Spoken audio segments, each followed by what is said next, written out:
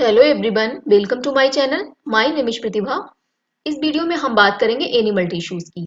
जैसे कि जो हमारे लास्ट वीडियो थे उसमें हम लोगों ने प्लांट टिश्यूज को कवर कर लिया था। अब हम इसमें देखेंगे एनिमल टिश्यूज। तो एनिमल टिश्यूज की बात करें तो जब हम लोग ब्रीथ करते हैं, ब्रीथिंग करते हैं जब हम लोग, तो हम लोगों ने फील किया होगा कि हमारा जो चेस्ट है उसमें कुछ मूवमेंट फील होता है। तो ये जो मूवमेंट होता है, तो हमारे जो बॉडी पार्ट्स हैं ये मूव करते हैं। तो ये कैसे होता है, तो इसके लिए देखते हैं। तो इसके लिए हमारी बॉडी में कुछ स्पेशल सेल्स पाई जाती हैं। जो ये स्पेशल सेल्स पाई जाती हैं हमारी बॉडी में, इनको कहते हैं मसल सेल्स। इनको क्या कहा जाता है? इनको कहा जाता है मसल सेल्स। और ये जो मसल सेल्स होती हैं ये कॉन्ट्रैक्शन एंड रिलैक्सेशन का काम करती हैं। ये जो प्रोसेस होती है इसी के कारण हमारी बॉडी में मूवमेंट हम लोगों को फील होता है। तो ये जो कॉन्ट्रैक्शन एंड रिलैक्सेशन है, इस टर्म को हम समझते हैं क्या है। इसके लिए मान लेते हैं ये एक बलून है। ये बलून है, इसमें अभी एयर नहीं है। तो इस बलून में जब एयर नहीं है तो ये कैसा है? जब इसमें एयर नहीं है तो ये कॉन्ट्रैक्ट फॉर्म में है। उसके बाद जब इसमें ऑक्सीजन भरी जाती है या इसको फुलाया जाता है तो बलून जो है कुछ इस तरह से हो जाता है। मतलब बलून क्या हो जाता है? फूल जाता है, क्योंकि इसमें गैस को भरा जा रहा है। तो ये वाला जो इसका फॉर्म है, ये कौन सा फॉर्म होता है? ये इसका जो फॉर्म होता है ये होता है रिलैक्सेशन का फॉर्म।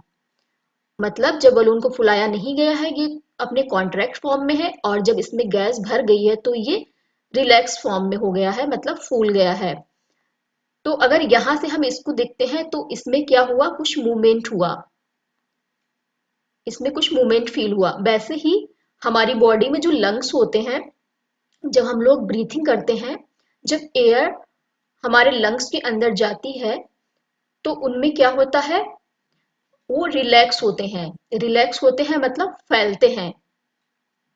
उसके बाद जब CO2 को हम लोग बॉडी के बाहर CO2 को निकालते हैं, मतलब एयर जो है रिलीज हो रही है, तो उस दौरान क्या होता है? हमारे जो लंग्स हैं वो कॉन्ट्रैक्ट हो जाते हैं। कॉन्ट्रैक्ट हो जाते हैं मतलब सिकुड़ जाते हैं। तो ये इसके कारण क्या होता है? जो लंग्स है वो थोड़ा आगे और पीछे कुछ इस तरह से होता है, जिसके कारण हमारा जो चेस्ट है उसमें हम लोगों को मूवमेंट फील होता है। तो आई होप आप लोग ये समझ गए होंगे। अब हम बात करते हैं हमारे बॉडी में जो ऑक्सीजन को इनहेल करते हैं, मतलब ब्रीथिंग के दौरान जो ऑक्सीजन को हम लोग बॉडी के अंदर लेते हैं, वो ऑक्सीजन कहाँ जाती है इसको समझते हैं। तो इसके लिए जब हम इनहेल करते हैं ऑक्सीजन को, तो हमारे जो लंग्स होते हैं वो ऑक्सीजन को एब्जॉर्ब कर लेते हैं। ऑक्सीजन को एब्जॉर्ब करने के बाद में ये ऑक्सीजन हमारी बॉडी के सभी पार्ट में, बॉडी की सभी सेल्स में ट्रांसपोर्ट की जाती है। ये ट्रांसपोर्ट करने का जो काम करते हैं ये ब्लड के थ्रू होता है। मतलब हम लोगों ने ऑक्सीजन को इनहेल किया, ब्रीथ किया, ऑक्सीजन अंदर गई तो कहाँ गई? लंग्स के पास गई। लंग्स ने ऑब्जर्व किया, उसके बाद में लंग्स के बाद में ब्लड तक आया। ब्लड के द्वारा पूरी बॉडी सेल्स में ऑक्सीजन को ट्रांसपोर्ट कराया जाता है। तो ऑक्सीजन हमारी बॉडी के अंदर जब इनहेल होती है तो हमारे बॉडी पार्ट्स की सभी सेल्स तक पहुंचाई जाती है। अब देखते हैं कि हमारी जो सेल्स होती है बॉडी, या हमारी बॉडी है या बॉडी की जो सेल्स होती है उनको ऑक्सीजन की आवश्यकता क्यों होती है, इस चीज को समझते हैं। तो इसके लिए पहले भी हम जो हमारे लास्ट वीडियोस थे उनमें हम लोगों ने माइटोकॉन्ड्रिया के फंक्शन को पढ़ा था, उससे भी इस चीज का आंसर मिलता है। उसके अलावा हम इसमें देखते हैं तो ऑक्सीजन, जो हमारी सेल्स में ऑक्सीजन की आवश्यकता क्यों होती है, क्योंकि जब ऑक्सीजन को इनहेल करते हैं उसके बाद ऑक्सीजन जो ब्लड के साथ क्या होता है? ब्लड के साथ ऑक्सीजन जाती है, और ब्लड के साथ ऑक्सीजन तो जाती ही है, उसके साथ में बहुत से सब्सटेंस होते हैं जो हमारी बॉडी कि एक पार्ट से दूसरे पार्ट में जाते हैं। एग्जाम्पल के लिए अगर हम समझें, जैसे कि ऑक्सीजन को हम लोगों ने इनहेल किया, ऑक्सीजन के साथ में सभी सेल्स में फूड गया, फूड को भी सभी सेल्स में ले जाने का काम करता है ब्लड, ब्लड के साथ में ऑक्सीजन गया, फूड गया, और ये हमारी सारी बॉडी पार्ट्स में पहुंच गया। उसके बाद में ब्लड क्या करता है, हमारी बॉडीज में के अंदर जो भी वेस्टेज होते हैं, हमारी बॉडी पार्ट्स में जो भी वेस्ट मटेरियल्स होते हैं उनको वो क्योंकि जो वेस्ट मटेरियल है उनको बॉडी में रहने की आवश्यकता तो है नहीं, क्योंकि उनको बॉडी से बाहर निकालना है, तो ब्लड क्या करता है, सभी वेस्टेज को कलेक्ट करता है, सभी बॉडी पार्ट से वेस्टेज को कलेक्ट करता है, उसके बाद वो लीवर और किडनी को दे देता है, वेस्टेज को लीवर और किडनी तक पहुंचा देता है, और लीवर किडनी जो होते हैं वहां से इस वेस्ट मटेरियल को हमारे शरीर के बाहर डिस्पोजल कर देते हैं, शरीर के बाहर उसको निकाल देते हैं। तो इसलिए हमको ऑक्सीजन की आवश्यकता होती है। ऑक्सीजन मतलब बॉडी के अंदर जा रही है, उसके साथ फूड भी जा रहा है और ऑक्सीजन भी जा रही है, और जो वेस्ट मटेरियल है वो शरीर से बाहर आ रहे हैं। अब अभी हम लोगों ने देखा जो ब्लड है, ब्लड और मसल, देखिए ये हमारे बॉडी के क्या है, टिश्यूज हैं, हमारी बॉडी के टिश्यूज के एग्जांपल क्या है, ब्लड और मसल है। अगर हम ब्लड को देखें तो ब्लड जो है ये कनेक्टिव टिश्यू है, और जो मसल होता है, मसल क्या है, मस्कुलर टिश्यू है। मतलब अगर हम कहें कि कनेक्टिव टिश्यू का एग्जांपल क्या है, तो क्या है, वो ब्लड है, और जो मस्कुलर टिश्यू का एग्जांपल की बात करें वो क्या है, मसल है। अब इनका जो फंक्शन है उसके आधार पर देखा गया है, जो एनिमल टिश्यूज होते हैं वो डिफरेंट टाइप के होते हैं, इनमें डिफरेंट टाइप के टिश्यूज पाए जाते हैं, जैसे कि एपिथेलियल टिश्यू हो गया, कनेक्टिव टिश्यू, मस्कुलर टिश्यू और नर्वस टिश्यू। इन सभी टिश्यूज को हम एक एक करके समझेंगे। इस वीडियो में हम एपिथेलियल टिश्यू को कवर करेंगे। तो देखते हैं एपिथेलियल टिश्यूज क्या है। तो एपिथेलियल टिश्यूज को देखें तो ये एनिमल बॉडी के अंदर जो एपिथेलियल टिश्यूज होते हैं, जो एपिथेलियल टिश्यूज होते हैं वो एक कवरिंग का काम करते हैं। अब जब कवरिंग का काम कर रहे हैं, कवरिंग मतलब कवर किसी चीज के ऊपर अगर है तो वो प्रोटेक्शन का काम कर रहा है, वो उसको प्रोटेक्शन प्रोवाइड कराने का काम कर रहा है, तो इसलिए इसको हम प्रोटेक्टिव टिश्यू भी कहते हैं। जो एपिथेलियल टिश्यू है वो कवरिंग का काम करते हैं एनिमल बॉडी में, इसलिए उसको प्रोटेक्टिव टिश्यू भी कहा जाता है। एपिथेलियम जो होते हैं ये हमारी बॉडी के अंदर बहुत से ऑर्गेन्स को कवर करने का काम करते हैं। उसके अलावा हमारी बॉडीज के अंदर जो कैविटीज होती हैं उनको भी कवर करने का काम करते हैं। इसके अलावा एक बैरियर फॉर्म करते हैं, ये एक बैरियर बनाते हैं। ये बैरियर किस लिए बनाते हैं, हमारी बॉडी के अंदर जो डिफरेंट बॉडी सिस्टम्स होते हैं उनके लिए ये बैरियर बनाने का काम करते हैं। जो बॉडी सिस्टम है हमारे बॉडी के अंदर उनको सेपरेट करने का काम करते हैं। अब इस चीज को हम एक एग्जांपल से समझते हैं। जैसे कि मान लेते हैं आपको मार्केट जाना है, आपको मार्केट जाना है, तो आपने एक थैला लिया, ये आपने एक थैला लिया और आप मार्केट गए। आपको इस थैले में कुछ सामान, कुछ चीजें आपको इस थैले में लेनी है। तो शॉपकीपर ने आपको सामान दिया। आपको जो भी सामान दिया शॉपकीपर ने वो एक पॉलीथीन में दिया है। मान लेते हैं एक सामान दिया है पॉलीथीन में, और ये पॉलीथीन में रैप है, तो आपको जो सामान मिला है आपने इस थैले में आप रखते गए हैं। तो हम इस थैले में अगर देखें तो जितने भी चीजें इसमें हैं, जितने भी चीजें ये सामान है वो रैप है पॉलीथीन में, पॉलीथीन के अंदर है। तो ये सामान जो है, मतलब पॉलीथीन के जो बैग हैं ये अलग अलग हैं, मतलब सेपरेट है, एक दूसरे से सेपरेट है। तो इसमें अगर हम देखें ये सेपरेट करने का काम कौन कर रहा है, इसमें सेपरेट करने का जो काम कर रहा है वो पॉलीथीन कर रही है। मतलब इन सामान को सेपरेट करने का या बैरियर बैरियर का जो इसमें काम हो रहा है वो पॉलीथीन कर रही है। वैसे ही हमारी बॉडी के अंदर भी होता है। हमारा जो बॉडी सिस्टम है, हमारी जो बॉडी है उसके अंदर जितने भी डिफरेंट बॉडी सिस्टम्स होते हैं उनकी जो आउटर कवरिंग होती है वो क्या होती है, एपिथेलियल टिश्यूज की होती है। तो एपिथेलियल टिश्यू जो है वो बैरियर का काम करती है, या फिर बॉडी सिस्टम जितने हैं उनको सेपरेट करने का काम करती है। तो इसको हम इस तरह से समझ सकते हैं। आई होप आप लोगों को समझ में आ गया होगा एग्जाम्पल से अच्छी तरह से।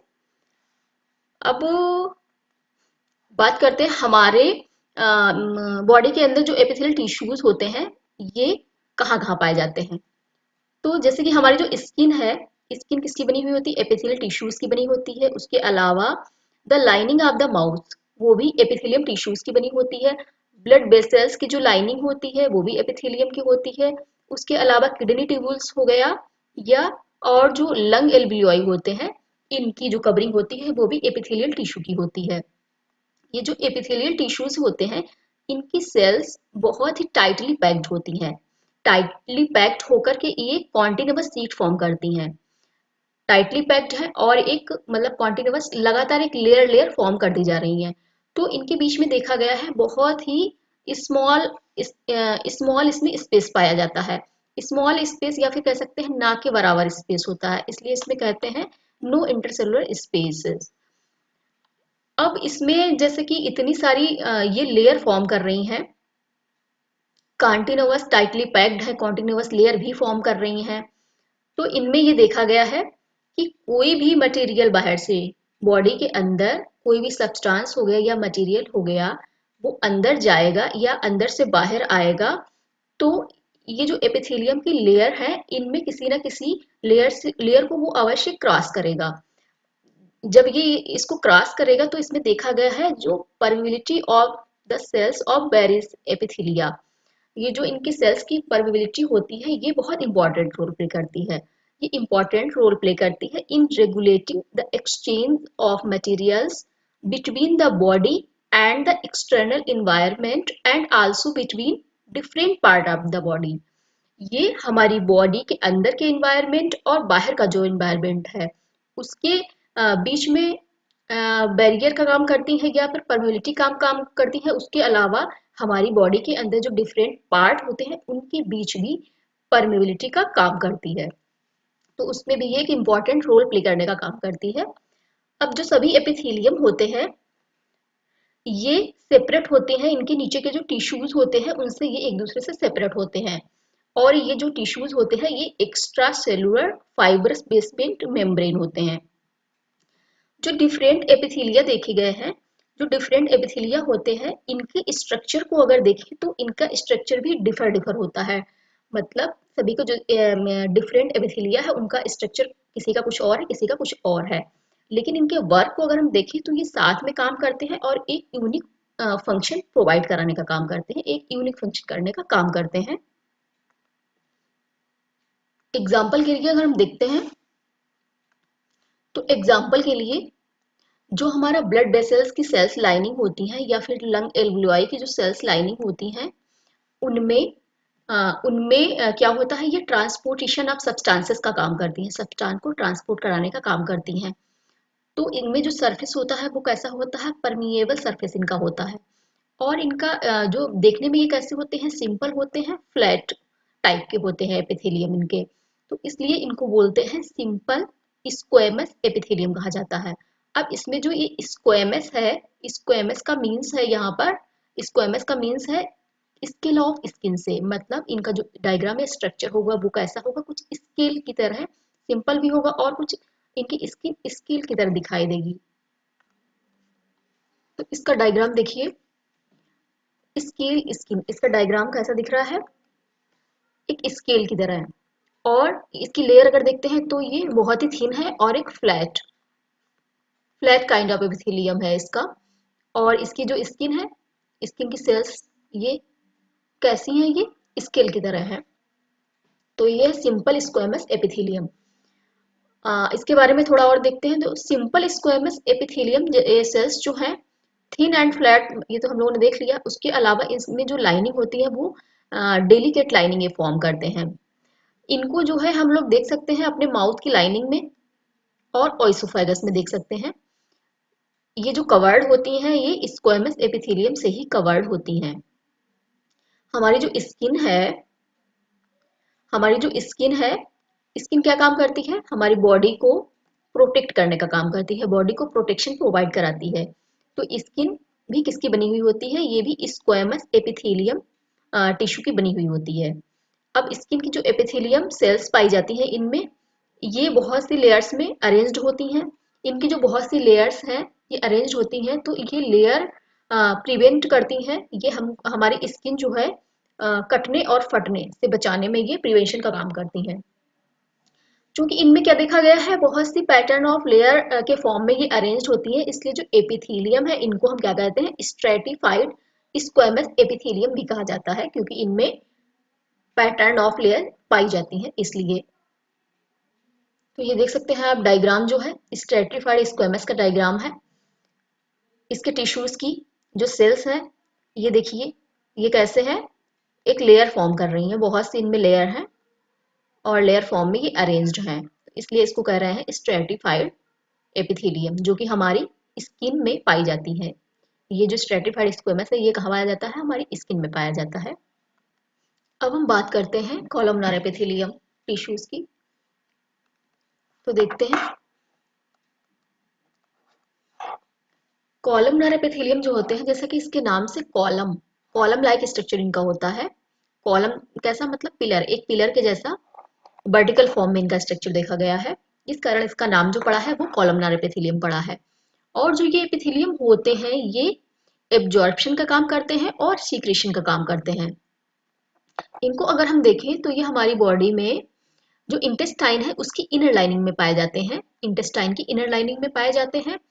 और इनका जो देखने में कैसे होते हैं, टॉल होते हैं, इनकी सेल्स जो होती हैं टॉल एपिथेलियल सेल्स इसमें प्रेजेंट होती हैं, इस कारण इसको कहते हैं कॉलमनार एपिथेलियम। इनके डायग्राम को देखें तो देखिए,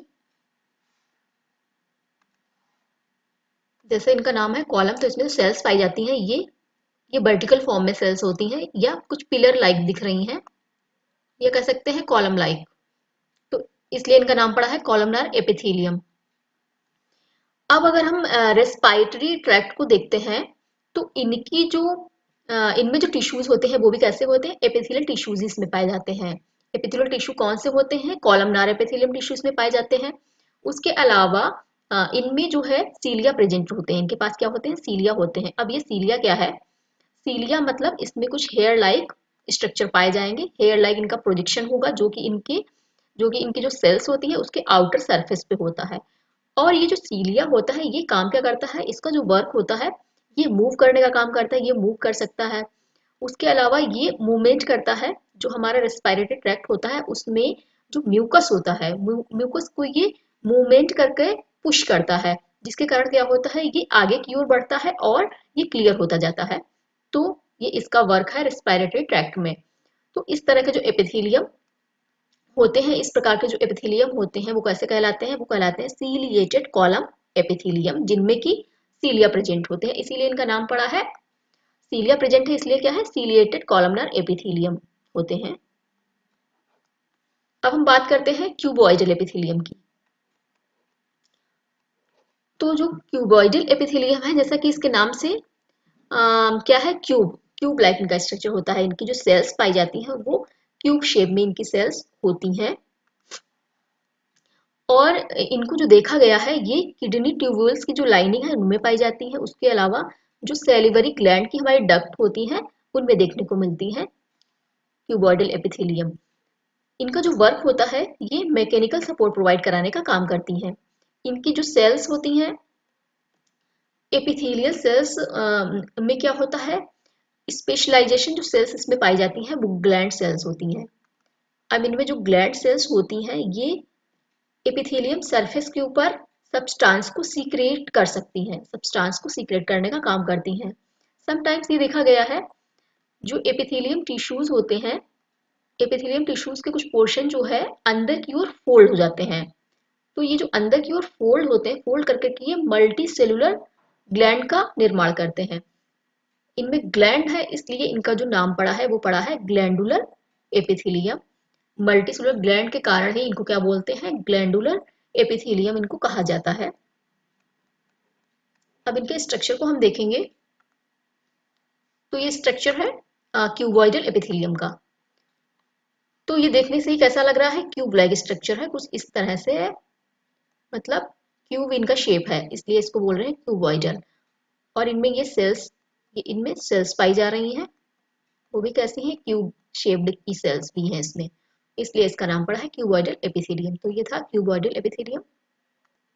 तो आज इस वीडियो में हम लोगों ने क्या कवर किया है, एनिमल टिश्यूज का जो एपिथेलियम है उस पोर्शन को हम लोगों ने कवर किया है, एपिथेलियम टिश्यू को कवर किया है।